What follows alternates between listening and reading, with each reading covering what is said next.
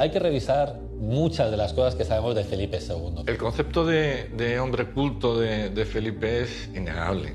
Es un rey fascinado por la alquimia, el esoterismo, la magia, la astrología. Felipe II estuvo rodeado de personajes heterodoxos. Los confesores y las personas que se rodeó al principio, pues después van a ser condenadas por la Inquisición. Las autoridades eclesiásticas quemaban los libros prohibidos o los libros confiscados. Felipe II no. Felipe II era un hombre muy humano, era un hombre incluso muy sensible. Creo que es un hombre profundamente desgraciado, porque está atrapado permanentemente por la pérdida y la búsqueda del amor, de personas en quien confiar. Y desde luego lo que hoy en día hay que desterrar por completo es todo lo que está íntimamente ligado a la leyenda negra, ¿no?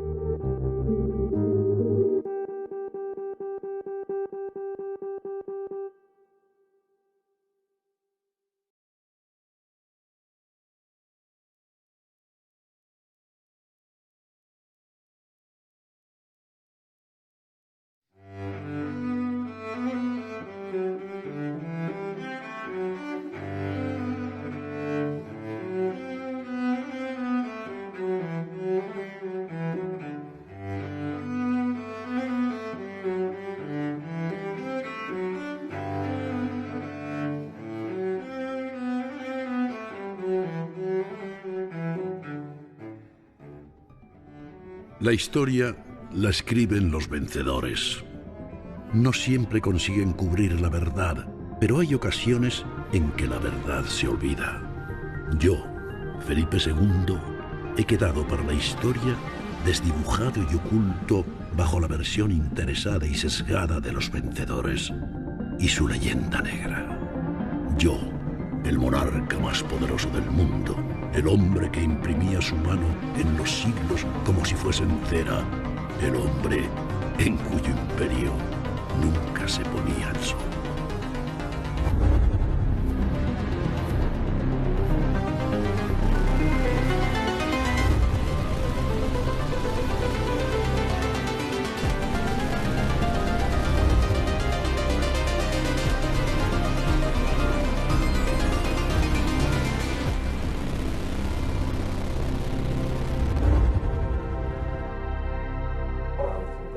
Vale.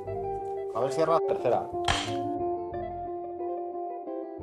La historia de Felipe II se ha contado muchas veces y bajo diferentes puntos de vista. Todos conocemos una parte de esa historia, o creemos conocerla. Pocos hombres han dejado tantas huellas de sí mismos y, sin embargo, están tan rodeados de falsedades, de mitos, de invenciones y falacias que se dan por buenas.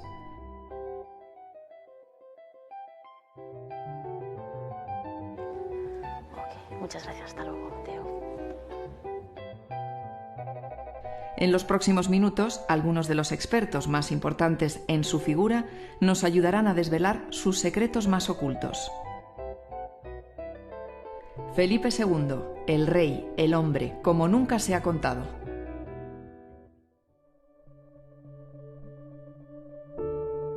A veces los pueblos olvidan su pasado o no quieren acordarse de él. España, una nación repleta de claroscuros, quizá más que ninguna otra del mundo, ha desviado la mirada de su historia durante demasiado tiempo. A mí, el heredero del emperador Carlos, se me conoce por la derrota de la Gran Armada, por la muerte de mi hijo, por la visión difamatoria de mis enemigos, y se olvida que fue un monarca ilustrado, amante del conocimiento, amigo de las artes. Mi vida, a la vista de todos, sigue siendo un misterio. Todo el mundo prefiere el Felipe II que ha creado en su propia mente, porque todos inevitablemente queremos adaptar la realidad a sus propias preferencias personales e ideológicas. El problema es cuando se intenta entender a un personaje histórico como un bloque homogéneo, ¿no? Felipe II es una figura que ha sido muy maltratada. Es sabido que es maltratado, desde los últimos años he intentado recuperar. Tiene una evolución desde que es un joven con aspiraciones de una nobleza y de un, digamos, romanticismo basado en su modelo que era el Amadís de Gaula, en una cultura profunda. Evidentemente no se puede ni demonizar ni convertir en un gran paradigma. Y desde luego lo que hoy en día hay que desterrar por completo es todo lo que está íntimamente ligado a la leyenda negra, ¿no? Puesto que ya está, o sea, eso fue una propaganda política concreta para conseguir unos fines muy concretos.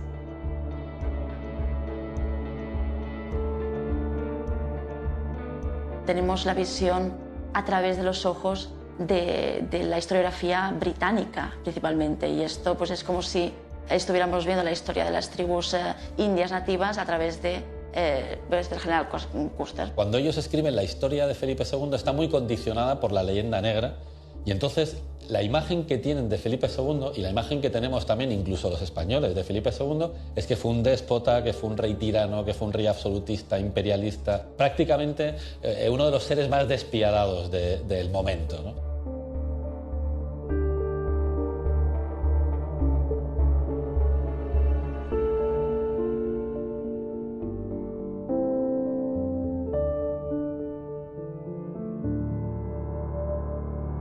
Felipe II es el rey del mundo, pero ese monarca, que la leyenda negra lo ha pintado como un genocida, como un déspota sanguinario, tenía perfiles absolutamente sorprendentes. Era un rey muy hecho a la europea, que trae jardines flamencos a Madrid, que organiza un lago artificial en la Casa de Campo. Empezó a montar hospitales para pobres, también en Madrid y en diferentes partes del imperio. Tuvo incluso la sensibilidad social de empezar a construir casas para los más desfavorecidos, para la gente que no tenía dónde vivir. Pero si fue algo, fue sobre todo un gran príncipe renacentista, cuando era príncipe, y un gran rey renacentista con todo lo que se conlleva, ¿eh?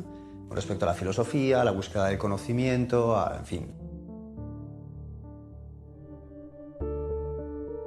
Luego estaba muy preocupado por la cultura, ¿no? La primera universidad en América, en lo que hoy es Perú, la creó él, porque tenía mucho interés en que en España o en el imperio pues que se viviese mejor y que la gente estuviese más preparada y que tuviese cierta seguridad. Creo que es hora de que acabemos con la leyenda negra respecto a Felipe II. El rey que dominó el mundo no fue un personaje gris, poco cultivado, siempre vestido de negro, taciturno y con pocas ganas de conocer su propio mundo, el planeta en el que habitaba. Al contrario.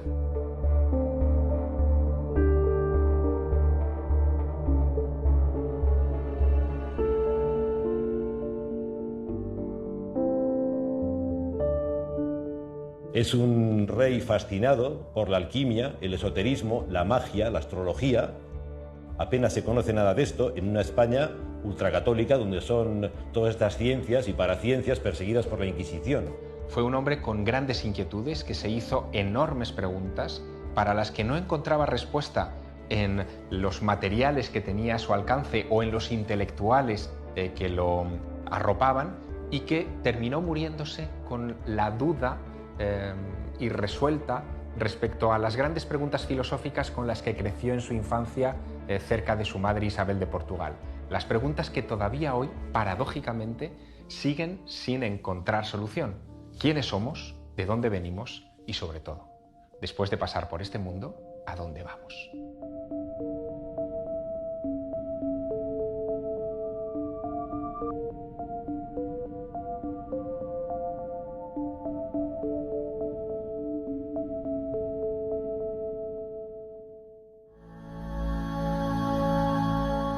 La relación de Carlos V con su hijo no fue tan importante como podemos creer. Eso en parte por las muchísimas ausencias de Carlos V de España. Pero en cambio estuvo muy pegado a su madre, a Isabel de Portugal, con la que vivió hasta los 12 años, hasta que se quedó huérfano de madre. Su infancia está marcada por un entorno femenino, sus hermanas, su madre, la educación prácticamente a solas. Él crece primero bastante aislado de su padre, de Carlos V, del emperador, que no le prestó demasiada atención en sus primeros años de vida. Y ahí vemos pues, un niño dulce, alegre, que de repente se ve sumido pues, en esa orfandad. Felipe II apareció como un príncipe castellano en su niñez y adolescencia, pero a partir de 1548, que es cuando su padre Carlos V le quiere dejar como emperador, aparece como un príncipe humanista. Incluso es más, los confesores y las personas que se rodeó al principio, pues después van a ser condenadas por la Inquisición. Hay que pensar que creció en parte fuera del país. Felipe II pasó 14 meses en Inglaterra y 5 años en los Países Bajos, 1 año y medio en Alemania, muchos meses en Italia, en Francia también, y conocía personalmente a casi todos los personajes importantes de su época. En mi infancia y juventud gusté de la literatura, la caza, el baile. Aprendí idiomas, viajé y fui educado como futuro rey. Ya adulto, como cabeza del imperio más vasto que han contemplado los siglos, tuve grandes victorias y derrotas, disputas con la Iglesia y con el Papa. Me interesé por los conocimientos ocultos y, sobre todo, quise dejar mi legado en forma de piedra y libros. Lo tenéis ante vuestros ojos. ¿Por qué mis pasos por esta tierra son hoy solo una sombra?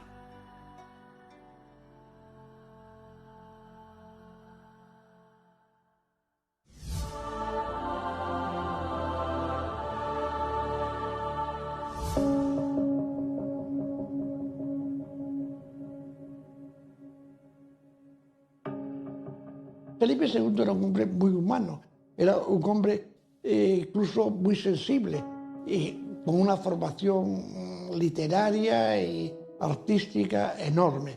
Fue un gran protector de las artes. Tuvo una formación principesca y, de acuerdo con las directrices de la época, había estudiado con maestros muy importantes, tenía un conocimiento matemático, tenía un conocimiento lingüístico, filológico.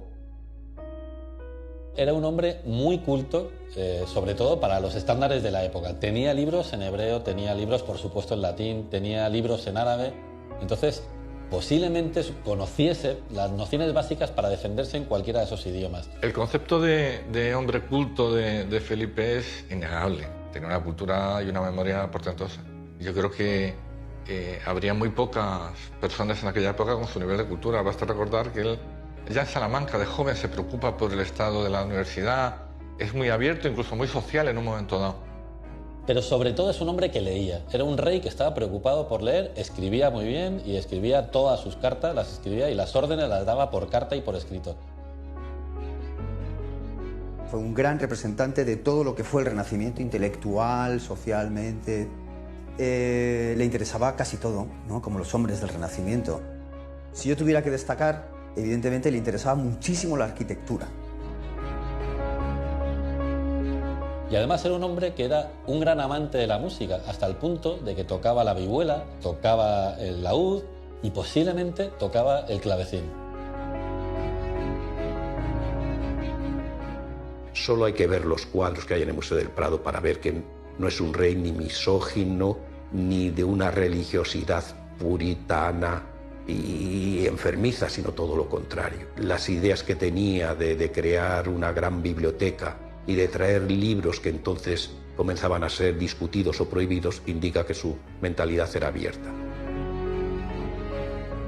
Y sin embargo, en un momento dado de su vida, decide empezar a vestir ya para siempre de negro, de luto riguroso. No es tanto por la muerte de sus mujeres, que se le iban muriendo una detrás de otra, ni siquiera por el catolicismo que se le imputaba, es porque, leyendo un libro muy popular entonces, un libro esotérico, el Picatrix, recomendaba vestir de negro para atraerse las influencias de Saturno. Es el planeta de la melancolía, pero también de la inteligencia. En adelante vestirá siempre de negro con un añadido, el famoso bonete negro de Felipe II, que tiene un punto de mitra, viste como una especie de sumo sacerdote, y también algo que recuerda al rey Salomón.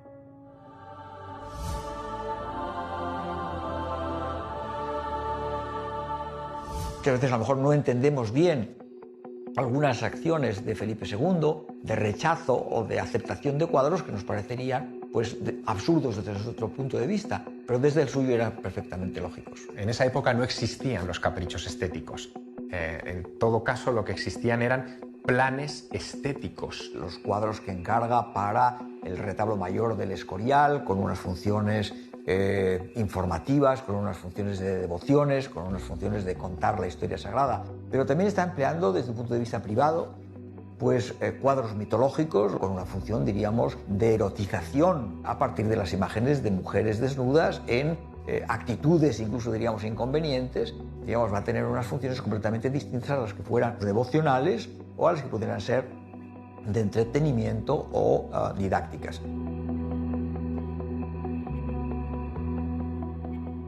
Ese arte debemos entenderlo casi como si nos enfrentáramos a máquinas que cumplían con un servicio.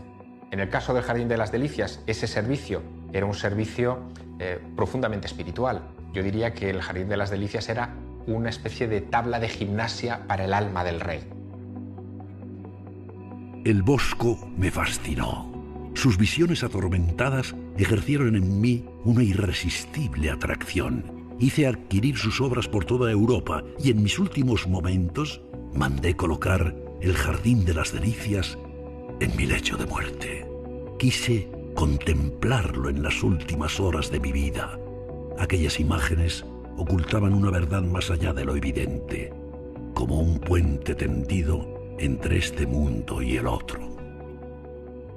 La fascinación de Felipe II por el Bosco llega tanto que acumula hasta 34 tablas en sus aposentos privados. El Bosco se convierte en una especie de abridor de caminos esotéricos para Felipe II y puede que Arias Montano, el sabio Arias Montano, junto con Andrés Laguna, uno de sus médicos de cabecera, fueran sus iniciadores en ese camino del que apenas conocemos más que las pinturas del Bosco. Los cuadros del Bosco estaban no demasiado bien vistos desde el punto de vista de la ortodoxia religiosa, y que a lo mejor esos cuadros en Flandes, bueno, no perturban, pero en España pudiera tener usted pues problemas con la Inquisición. Cada vez que se abrían los paneles del Jardín de las Delicias y se dejaba ver esa especie de gran orgía que se contempla en su tabla central, las murmuraciones eran muchísimas. En el Jardín de las Delicias vemos la creación del hombre y poca gente observa o repara en quién preside esa creación del hombre. No es Dios Padre, es Jesucristo. Es una clave absolutamente herética propia de las doctrinas adamitas. Esa secta, los adamitas, decían que para redimirse de este infierno en el que vivimos, lo que tendríamos que hacer es conseguir que aparecieran sobre la faz de la tierra un nuevo Adán y una nueva Eva, que serían tutelados durante 1000 años, no por Dios Padre, sino por Jesucristo. Otro artefacto pictórico que estaba en sus estancias particulares y que hoy conocemos como la Mesa de los Pecados Capitales. El centro de la mesa es el ojo de Dios que todo lo ve. Por lo tanto, era una máquina de vigilancia construida hace 500 años.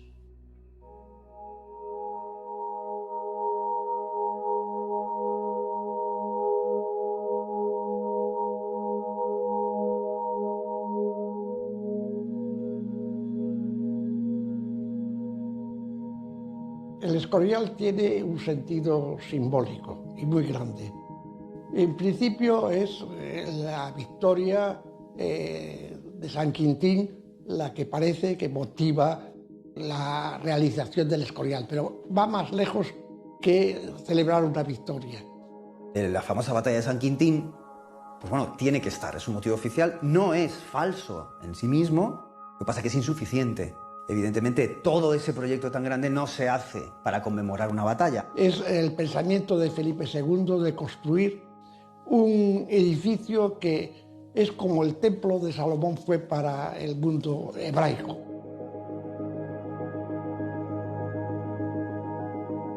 Felipe II creía que él era, de alguna manera, el heredero de Salomón. Por eso, cuando él construye el patio de ingreso a la iglesia de San Lorenzo del Escorial, coloca en el frontispicio a los reyes de Israel.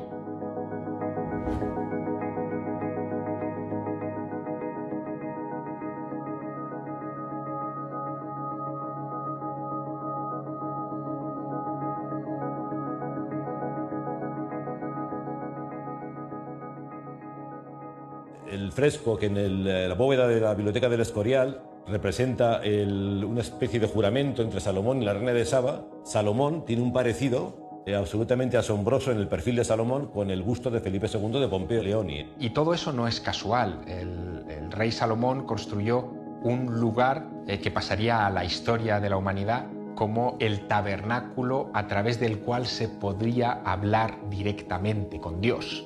Cuando él construye el monasterio del Escorial, tiene esa ambición. El hacer una especie de Jerusalén celeste en medio de esa inmensidad del paisaje y que se estuvo buscando durante 3 años hasta dar justo con él para construir esa nueva Jerusalén celeste, ese templo de Salomón.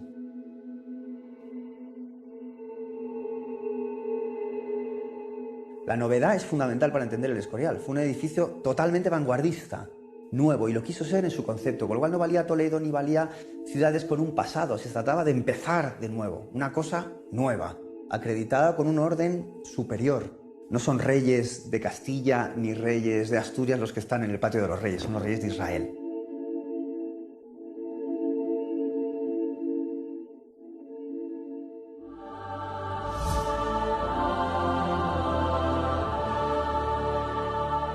A mí me sorprende mucho que todavía hoy, en pleno siglo XXI, ilustres historiadores, expertos, especialistas, sigan considerando que la alquimia, en lo que se refiere a su lectura histórica, es un dato casi irrelevante, por no decir ninguneable, ocultable, ¿no? Porque en la alquimia no solamente se cruza esoterismo hebreo, en fin, cábala, numerología, astrología, sino que se cruzan los primeros intentos, primeros esbozos experimentales que van a llevar, como digo, a las ciencias modernas. La alquimia, entonces, era lo más parecido a lo que luego fue la física y la química. Una de las grandes ciencias era la alquimia, la otra era la astrología, que también te permitía conocer los planes de Dios. Entonces estas cosas hacen, por lo menos, que nos permitamos el lujo de sospechar que Felipe II no era tan fanático como nos lo han vendido. Es que no se trata de un capricho de Felipe II. Nos encontramos que en la corte de los Médicis está un personaje como Nostradamus. Su primo, el emperador Rodolfo, que realmente lleva el título del imperio, tiene su corte de Praga convertida en un auténtico cenáculo de cabalistas, numerólogos, astrólogos. Felipe II era un gran conocedor de la literatura hermética, un hombre que se interesaba mucho por las ciencias ocultas, en lo que hay un sentido de la magia y un sentido de la trascendencia.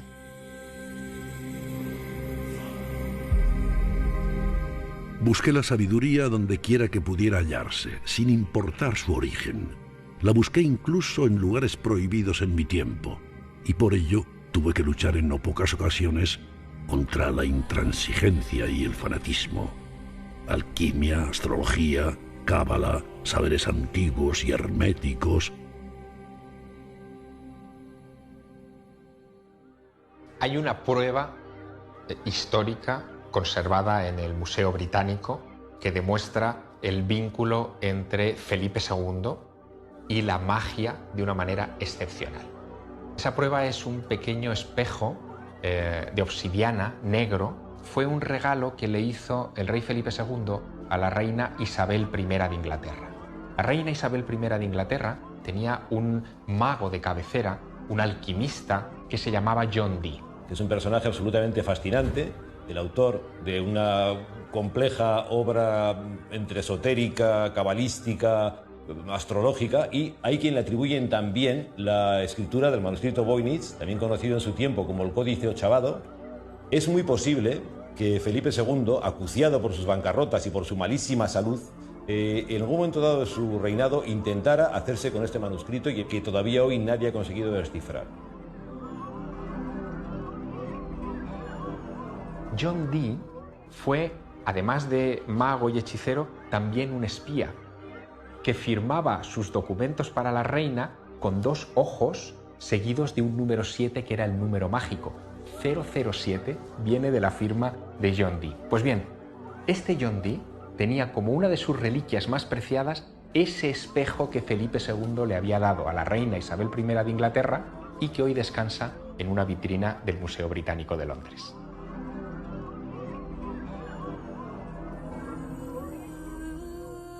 ¿Qué buscaba Felipe II de la alquimia? 2 cosas fundamentales: el elixir de la eterna juventud o el de la inmortalidad, y por supuesto la piedra filosofal, la que convierte el plomo en oro.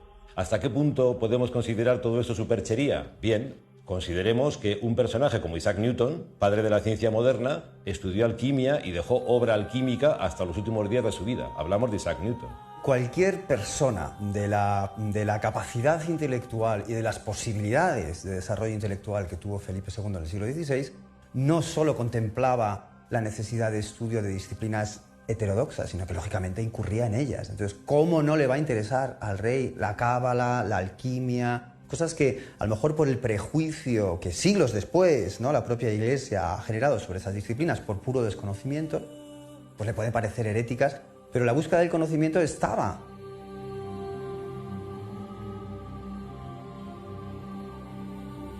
Como todos los grandes mandatarios de su tiempo, desde los sumerios, yo creo que hasta Ronald Reagan, Felipe era un personaje obsesionado con la astrología. Le importaba mucho el veredicto de las estrellas. Él, antes de ser rey, siendo todavía príncipe, ya hace venir a su corte al más famoso astrólogo de Alemania, que es Mateo Jaco, y este le hace una predicción de la que él en su momento se jacta, porque le parece divertida y nada más, pero que se cumplirá al pie de la letra. Le llega a decir que se casará 4 veces, que tendrá 5 hijos y que solo sobrevivirán 2. Esto, que vaya si es preciso y aventurado, se cumple al pie de la letra. La astrología era una ciencia, entre comillas, común y muy frecuente en las clases pudientes de la época a la que nos estamos refiriendo. Y por lo tanto, Felipe II no fue ajeno, desde luego, a su influencia. Él tuvo sus astrólogos, existen las cartas natales del propio rey. El elemento astrológico aparece una y otra vez como pequeños destellos en algunos elementos de las decoraciones del propio monasterio del Escorial, donde se supone que no debería estar, porque la astrología, si bien no estaba tan prohibida, no era un elemento tan rechazado por la Iglesia Católica como paradójicamente lo es hoy, en esa época tampoco estaba demasiado bien visto.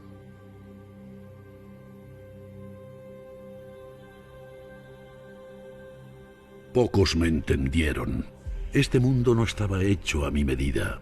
Dijeron mentiras que mis enemigos quisieron creer. 1000 veces repetidas se convirtieron en verdades. Mi gran biblioteca y el Escorial en toda su gloria, el arca erigida para atesorar el mayor conocimiento de su tiempo, los saberes antiguos y nuevos reunidos. ¿Y para qué? Para un mundo que parece no haber aprendido nada. Hay una leyenda que dice que Felipe II eligió el emplazamiento del monasterio porque ahí existía una entrada a los infiernos. De hecho, durante la construcción no fueron pocos los operarios que veían un perro negro merodear a altas horas de la madrugada entre las máquinas, las grúas y los materiales de construcción, y que algunos interpretaban como el mismísimo diablo. Perro que desapareció por completo el día que se colocó la última piedra del santuario. Y conociendo el tipo de maestros constructores, de gente que trabajaba, es decir, arquitectos, de maestros de obra, la elección del lugar necesita algún tipo de acreditación simbólica, histórica. Tiene que ser un lugar de culto, que pase algo, no puede ser solo una finalidad práctica. Posiblemente concentrar energías telúricas de alta intensidad para sus experimentos alquímicos o para su propio bienestar personal o para el de España en general, y quizá también, otra leyenda paralela, tapar una boca del infierno. Sucede mucho en la tradición hermética que se unen los puntos infernales y los puntos celestes, unos sobre otros, suelen solaparse. ¿Sabía algo de esto Felipe II? Probablemente sí. Un arquitecto del Renacimiento jamás hubiera construido eso en cualquier solar.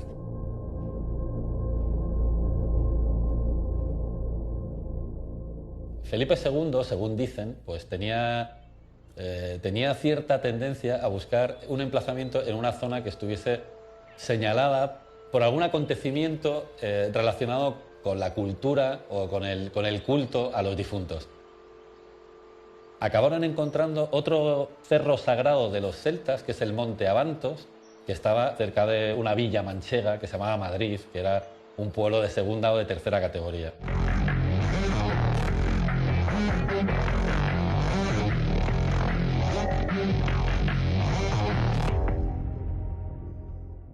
porque Madrid en ese momento jamás nadie podía haber imaginado que iba a ser la candidata a ser la capital de un reino. De hecho, como tal, el documento donde Madrid, el supuesto 1561, donde Madrid se convierte en la capital, no existe, no es verdad. Una vez que Felipe II se trae la corte a Madrid, pues se empieza a configurar este Madrid de Felipe II, Felipe III, Felipe IV y Carlos II, que es lo que hoy se llama Madrid de los Austria, que es una de las zonas más visitadas, tanto por los turistas nacionales como por los turistas internacionales, y una de las zonas que más nos gusta a los madrileños.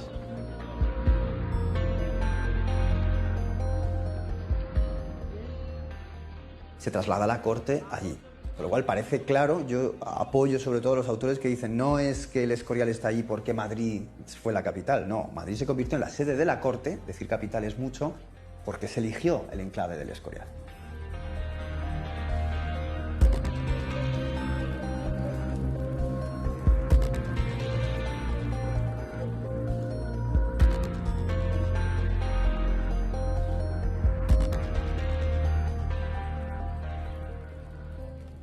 El Monte Abantos casi seguro que era un monte sagrado en tiempos de los carpetanos, vinculados con unos cultos locales, celtíberos, seguramente la presencia del propio dios Lugh, dios que su festival, es decir, su gran fiesta asociada es en agosto, como San Lorenzo.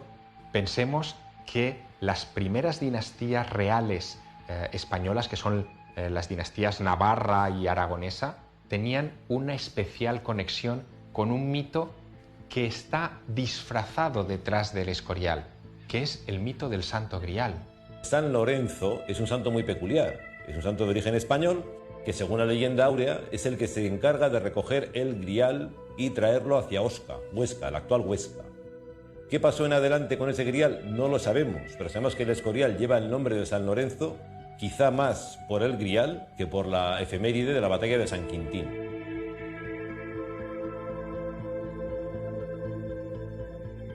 El Escorial, eterno, grandioso. Para erigirlo ordené que se emplearan las técnicas más avanzadas, los métodos más perfectos. Solicité que se llamara a los más sabios maestros y puse en sus manos los mejores materiales. No reparé en gastos. Su magnitud, su majestuosidad sobrecogen a través de los siglos.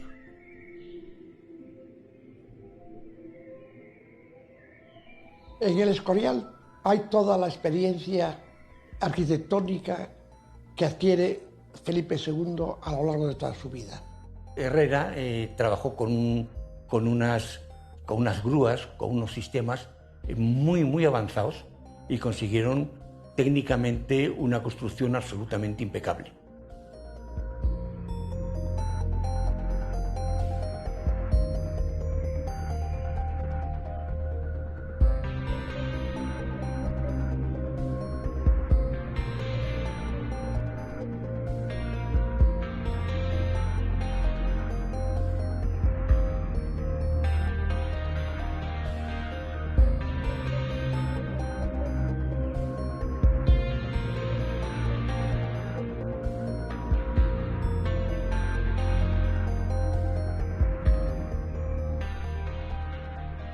Ese famoso dicho de esto dura más que la hora del Escorial, realmente carece de fundamento. Entonces no había vehículos a motor, no había grúas motorizadas, no había equipos potentes para construir, fue todo a mano. Y a pesar de eso se consiguió terminar el monasterio en 21 años. Felipe II tenía el mal de piedra, en el buen sentido de la palabra, era un arquitecto en el sentido especulativo. Escorial es, podríamos decir, su autorretrato.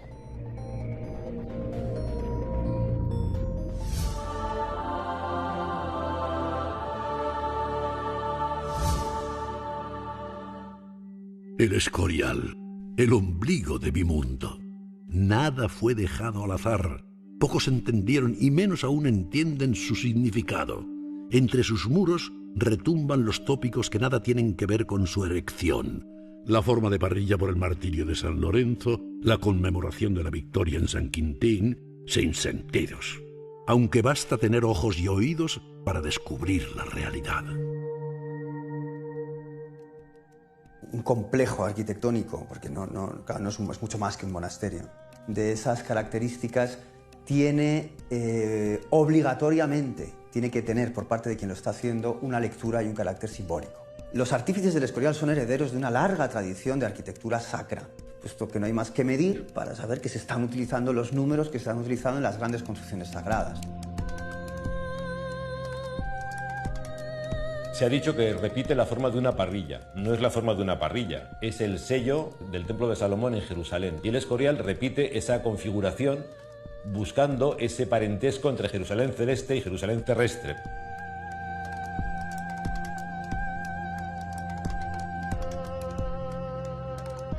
Y como gran templo, lógicamente, quiere ser la metáfora de un orden universal. Un orden definitivo, universal, conectado con las leyes divinas. Todos los paradigmas geométricos de todas las grandes formas geométricas, en el Escorial, si hay que destacar uno, es uno de los 5 sólidos platónicos, que es el hexaedro o cubo. Esa figura cúbica la tenemos en las pinturas al fresco. Lucas Cambiaso hace el coro alto de la Basílica del Escorial. Dios está sobre esa figura cúbica que es la esencia precisamente del universo. La Kaaba de los musulmanes es un cubo, el Sancta Sanctorum del Templo de Salomón, y el Templo de Salomón es clave para entender el Escorial, era un cubo perfecto, ¿no?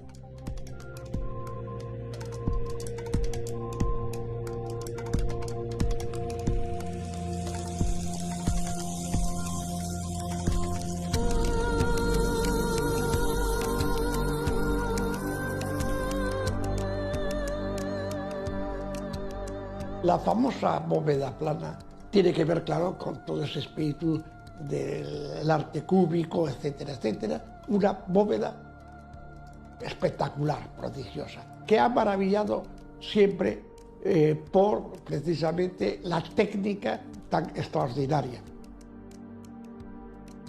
En el mundo renacentista se recupera la idea de que hay 2 grandes figuras sagradas.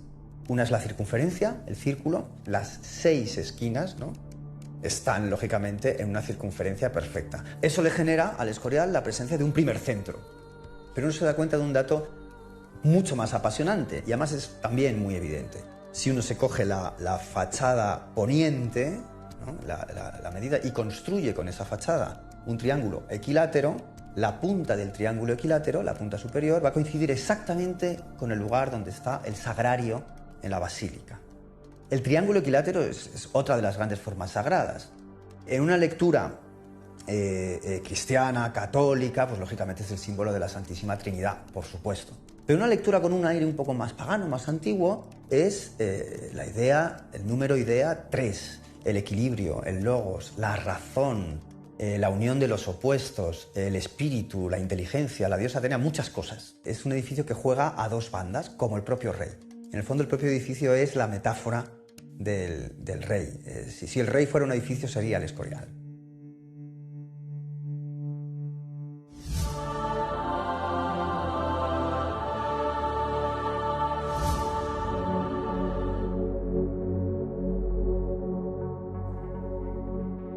La gran colección de libros del Escorial es un hecho curioso de la actuación intelectual del rey. En muchos países, en Francia por ejemplo, las autoridades eclesiásticas quemaban los libros prohibidos o los libros confiscados. Felipe II no, se puso a esta práctica. En enero de 1559, Roma publicó el primer catálogo de libros prohibidos. Curiosamente, en agosto de 1559, la Inquisición española publica también el primer catálogo de libros prohibidos. Si uno compara los libros de uno y otro catálogo, observa que más del 50% no coincidían. En el fondo, el Escorial es como si tuviera 2 templos. La gran basílica para la religión oficial, etc. Pero existe un segundo templo, en mi opinión, infinitamente más interesante, que es la biblioteca, ¿no? Está todo ese bellísimo programa iconográfico en el que se cuentan muchísimas cosas, ¿no? Para empezar, se cuenta que el conocimiento es una gran sala, al cual se llega por muchas maneras, pero el conocimiento solo es uno. del 1 se pasa al 2, porque en los testeros está la filosofía y la teología como dos grandes vías. Pero para llegar a ello se tiene que llegar a través del 3 del trivium y del 4 del quadrivium, las 7 artes liberales, que nos están contando no solo un programa de estudios, no, es una metáfora de la propia búsqueda del conocimiento. Una cosa está clara, Felipe II estuvo rodeado de personajes heterodoxos. Ese es el caso, por ejemplo, del padre José Sigüenza, este confesor, cronista de la vida de Felipe II y también de parte de los últimos años de Carlos V. En realidad era el discípulo favorito, predilecto, de Benito Arias Montano, que fue un personaje extraordinario dentro de la corte del rey.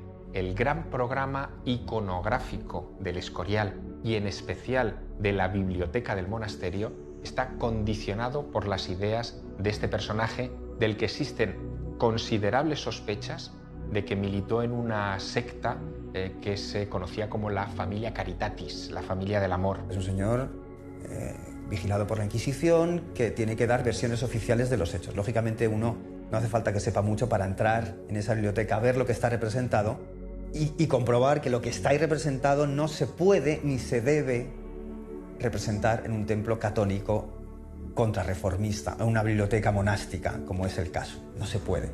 No puede haber esas figuras paganas, no puede haber esa libre interpretación, no puede haber todo ese canto a la geometría sagrada, a la inclusión de personajes tan fascinantes como los gimnosofistas, ¿no? Que intentaban averiguar las cualidades del alma del ser humano a través de los números.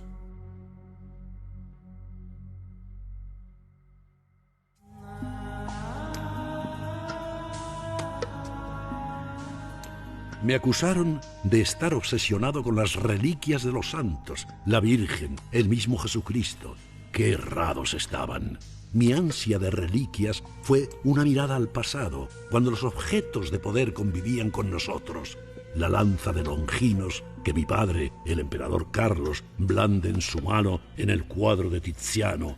No, no hay obsesión, sino respeto por los saberes de la antigüedad.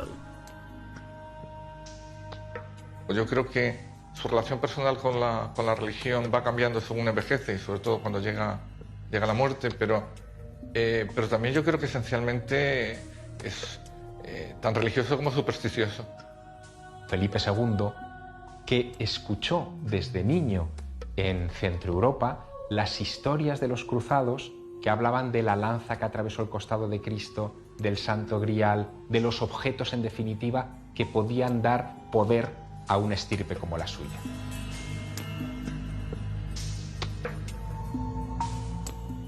Casi la totalidad de las reliquias que coleccionó durante su vida y que se encuentran en el Escorial son reliquias que él había comprado, conseguido fuera del país, en Alemania sobre todo, en Países Bajos y otros países. Es decir, es una de las cosas que aprendió de Europa.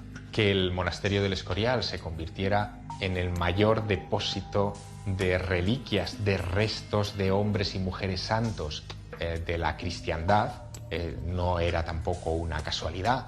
Se supone que todas esas reliquias contenían algo de la esencia divina y podían dar fuerza en un momento de necesidad al monarca y a quien estuviera a su alrededor. Felipe II, cuando se siente ya enfermo y que va a morir, se va al Escorial para morir en el Escorial. Y Felipe II es esencialmente la oruga que está dentro de precisamente ese núcleo que es el palacio en ese Jerusalén celeste.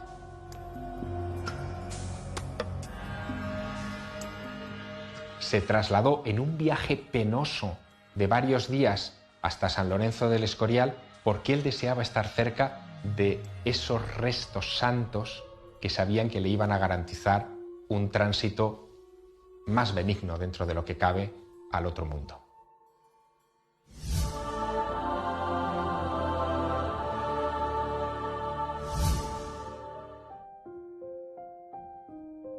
Pobre hijo mío, mi heredero. No quise aceptar lo que me contaban de su crueldad cuando era niño. Quizá no velé lo bastante por él. Se volvió loco y ya nada pudo hacerse.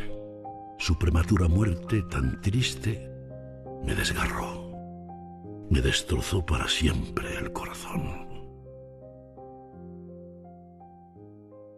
De los focos o de los sucesos en los que se basa la leyenda negra sobre Felipe II es sobre la actitud y el comportamiento que tuvo en relación con su hijo, el príncipe Carlos. El infante don Carlos estuvo encerrado en el Alcázar de los Austria. El Alcázar de los Austria fue, claro, el centro donde se tomaban todas las decisiones del imperio. Y era tirando a bastante cutre, hasta el punto de que cuando vino Felipe V, que fue el primer Borbón, misteriosamente se quemó. Y cuando se quemó, pues se construyó el Palacio Real. Entonces, el Palacio Real ocupa el mismo lugar que antes ocupaba el Alcázar de los Austria.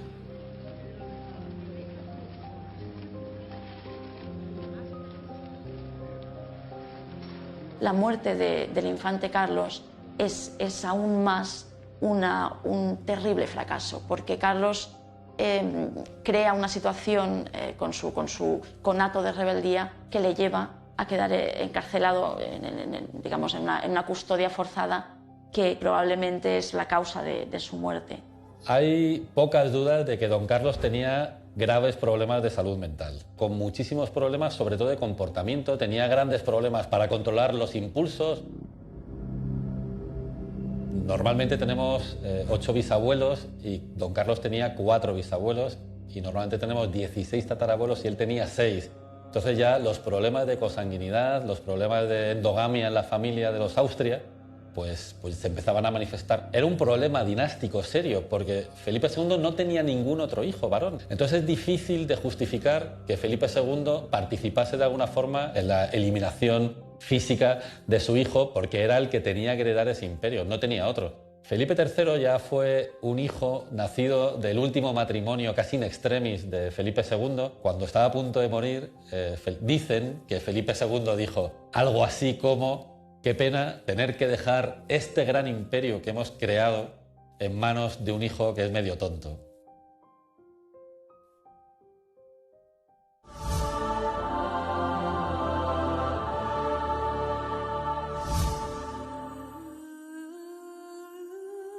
La fe guió mi existencia, pero no la fe ciega. Todas las verdades, con sus caminos a veces tortuosos, apuntan a un mismo lugar. No fui un fanático. Me acusaron de ambicionar un poder absoluto, cuando solo quise unir a los hombres bajo una única cabeza, y no la mía, destinada a desaparecer, sino la de un creador sabio y misericordioso. Carlos V invade Roma en el 1527. Se proclama el líder de toda la cristiandad. El Papa queda subordinado. Cuando abdica en Bruselas, Felipe II tiene que formar esa monarquía, basándose en la idea de su padre, monarca universal. Es una idea que viene de la Edad Media, basada en la Biblia, de que algún día existirá un rey universal que guiará el cristianismo, apacentará a todos los fieles cristianos como el buen pastor que apacenta a las ovejas. Y lo que plantean el resto de poderes europeos: ¿por qué usted va a ser el monarca universal y no puede ser el rey de Francia o el rey de Portugal, por ejemplo? Porque somos los más fuertes. Podemos más que el emperador y podemos más que todos los monarcas europeos juntos. Álvaro de Bazán, el gran capitán que teníamos en ese momento en la Armada, el vencedor de Lepanto, pues muere en vísperas del ataque que se iba a lanzar a Inglaterra, pero Felipe II dice: me da igual, si Dios está conmigo. Entonces elige al duque de Medina Sidonia como capitán de su flota. Cuando iban hacia Inglaterra, se encuentran de repente a toda la armada británica, se la encuentran en Plymouth. Los marineros más experimentados se lo dicen al almirante, al duque de Medina Sidonia. Dicen: almirante, tenemos que atacar. Sin embargo, el almirante dice que no, porque él tiene órdenes, y entonces ataca por donde se supone que tenían que atacar según los planes preconcebidos. En ese momento se perdió esa batalla que nunca llegó a darse, ¿no? Sufrieron pérdidas en la batalla, pero fueron las menos. Las mayores pérdidas se sufrieron en el intento de regresar a España. Y aquellos que pasaron por el Canal de Irlanda, entre Irlanda y Escocia, Inglaterra y Gales, pues salieron mejor parados, pero los que bordearon Irlanda por la costa oeste, esos sufrieron unas tormentas terribles y dicen que 25 barcos naufragaron allí y murieron cerca de 8.000 españoles. Y no habían muerto ahogados, habían sido asesinados allí, ejecutados por los soldados de la reina de Inglaterra y también, en ocasiones, por los propios irlandeses. A Felipe II, cuando le cuentan esto, pues en el fondo cae en una pequeña depresión o una gran depresión, porque de repente Dios le abandonaba. En ese momento Dios ya no estaba con él. La divina providencia le estaba castigando o porque ya no estaba a su favor o porque había hecho algo mal. Los reveses de la providencia, la derrota contra la pérfida Inglaterra y su reina Isabel, la furia de los elementos, el imperio en manos de mi último hijo Felipe. España siguió siendo fuerte durante siglos, pero Dios pareció darme la espalda. Dar la espalda al destino que soñé para la monarquía hispánica, la monarquía universal. El desastre de la Armada Invencible, la verdad es que para España tampoco supuso un desastre. Es decir, fue una frustración en las aspiraciones políticas de Felipe II, pero bueno, Felipe II siguió gobernando y además el poder naval de español se rehizo. La grandeza y las aspiraciones de los castellanos tras la conquista de Portugal y el intento de la conquista de Inglaterra, no se acabó ahí, intenta también conquistar China, en donde los castellanos han llegado al poder y se planifica una escuadra de 15.000 personas que salga de Sevilla y que, atravesando el estrecho de Magallanes, llegue a Japón. Con la ayuda de los japoneses intentaban conquistar China. Bien, la red de espionaje española era comparable por extensión y por eficacia a la CIA, al KGB y hasta el Mossad. O sea, realmente controlaban todo, podían llegar a Constantinopla. De hecho, hubo un proyecto que era incendiar la armada del turco en Constantinopla y falló por detalles absolutamente nimios, pero estuvieron muy cerca de conseguirlo y realmente controlaban el mundo y dominaban el mundo, y el peso y el nombre de España era temible en entonces. La idea de monarquía universal no iba a ser una idea utópica, sino que realmente iba a ser una idea práctica, empírica.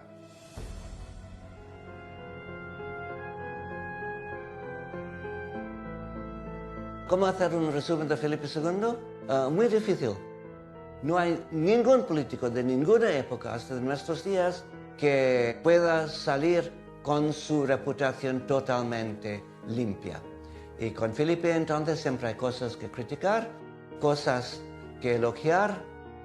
Yo no optaría ni por un lado ni por el otro. Sin duda ninguna, Felipe II ha sido el monarca más poderoso, o por lo menos el más influyente de toda la historia. Fue un gran monarca dentro de Europa y parece mentira que haya pasado o pase con leyenda negra.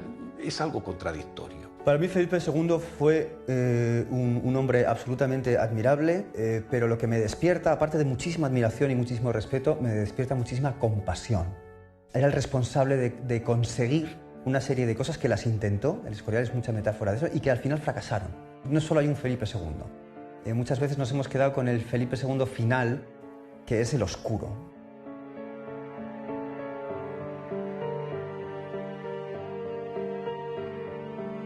Felipe II creo que es un hombre profundamente desgraciado, porque está atrapado permanentemente por la pérdida y la búsqueda del amor, de personas en quien confiar, y que a partir de la primera pérdida de su madre se inicia un camino hacia la soledad, hacia la reclusión. Y quizá eso es lo que proyecta esa imagen de hombre solo, recluido, amargado y triste que nos ha llegado hasta hoy. Encontramos un Felipe II en los últimos momentos de su reinado que es un ser absolutamente patético, un anciano con ese rostro cadavérico, con prácticamente los ojos irritadísimos de no dormir, de sus absolutos insomnios, sus pesadillas, sus dolencias, y lo encontramos al final en una cámara que se está pudriendo, con llagas que ulceraban su cuerpo. Cuentan sus confesores que el olor a podredumbre espantaba, que tenían que estar rociándolo constantemente con vinagres y sales y esencias para que se pudiera simplemente soportar el olor de Felipe II pudriéndose.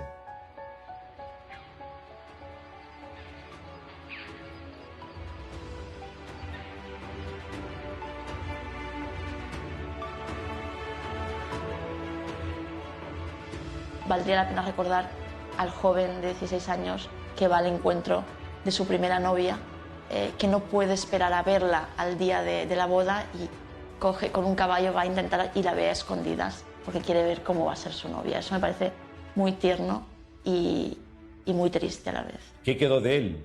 Quedó, yo creo que una sombra inmensa, como es la del Escorial, esa figura que se pierde por un pasillo largo, que es Felipe II vestido de negro, avanzando hacia la inmortalidad. La vida, la muerte.